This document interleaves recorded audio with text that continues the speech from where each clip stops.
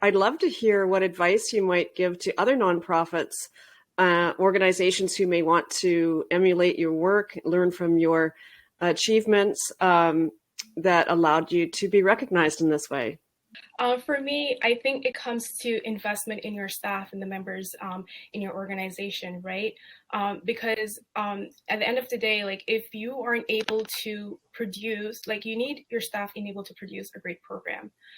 So once you invest in your members and providing resources that they need, you're able to execute your programming well. Also, when you take care of your staff, it trickles down to like the kids, because if your staff is able to perform at 100% every single time they show up, that energy goes into your participants and your stakeholders, right? So the biggest thing is invest in and providing the resources that's needed when it's needed. And just as a final question, do you think these awards are good for the sector? And if so, why? It is, because like Chris mentioned earlier, like a lot of the things we do, no one really sees it unless you're part of the team and you're in it and you're grinding it out every single day, right?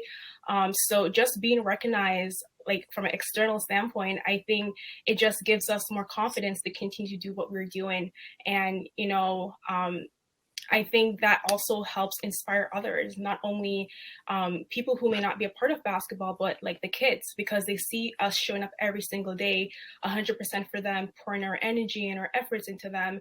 And I think they see it and they appreciate it, and so does their families.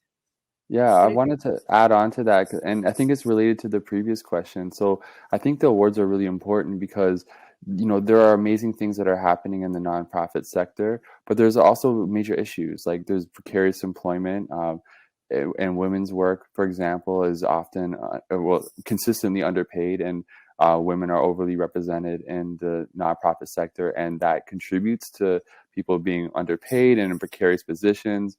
I think there's a lot of times too where equity is not always centered in organizations.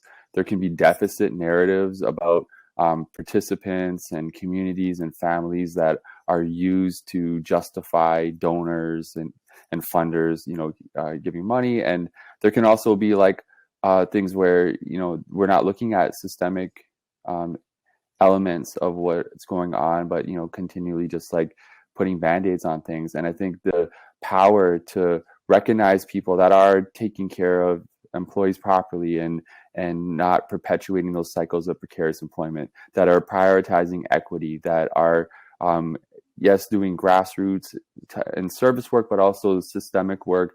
Validating those organizations does do something pretty powerful, which can tell others like, this is what we need to do. This is how we need to operate. These are the things that we need to celebrate. These are the things that we need to model. And I think that is a big force for change in the sector when we really start to celebrate the people that are and organizations that are doing things in that way.